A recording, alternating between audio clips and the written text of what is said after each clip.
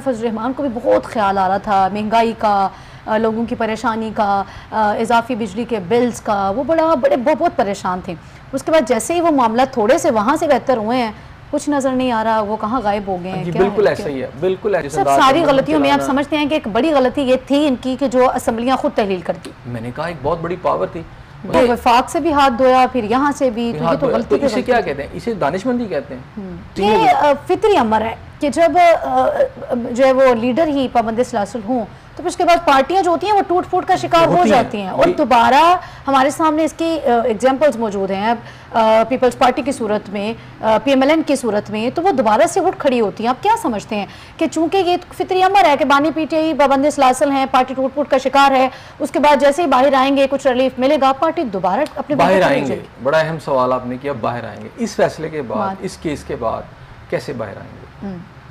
सही ये बता के, और वो मौका भी सामने आ गया कि नो हो तो कुछ भी सकता है, अभी तो खैर मे बी और मे बी नोट वाली कंडीशन है, लेकिन अगर जो है वो सुन्नी तहत काउंसिल की मखसूस नशिस्तें से वापस मिल जाती हैं वो सारी, तो फिर और दूसरी जमात अगर जमात इस्लामी हो जाती है या JUIF कोई लगा ले, इस तरह की चंद एक जमातें उनके साथ शामिल हो जाती हैं। देखिए सिचुएशन कुछ बनती हुई नजर आती है। अपोजिशन तो ये सारे स्ट्रांग हो जाएंगे, गवर्नमेंट को टफ टाइम और दे सकते हैं, चलती हुकूमत गिरा दी जाती है।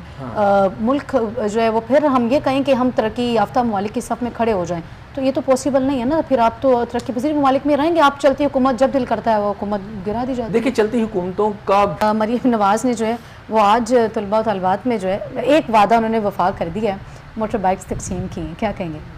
अच्छा, आप मुझे अक्सर कहा करती थी कि जनाब वो ऐलानात कर रही हैं तो वादा पूरा नहीं करी। चले ये बताने के लिए बहुत अच्छी बात है। अभी तो वो घरों की बात कर रही है, मजदूर तबके को 1200 के 2200 के करीब उन्होंने कल गिनवाया कि वो घर दिए जाएंगे, बहुत अच्छी बात है।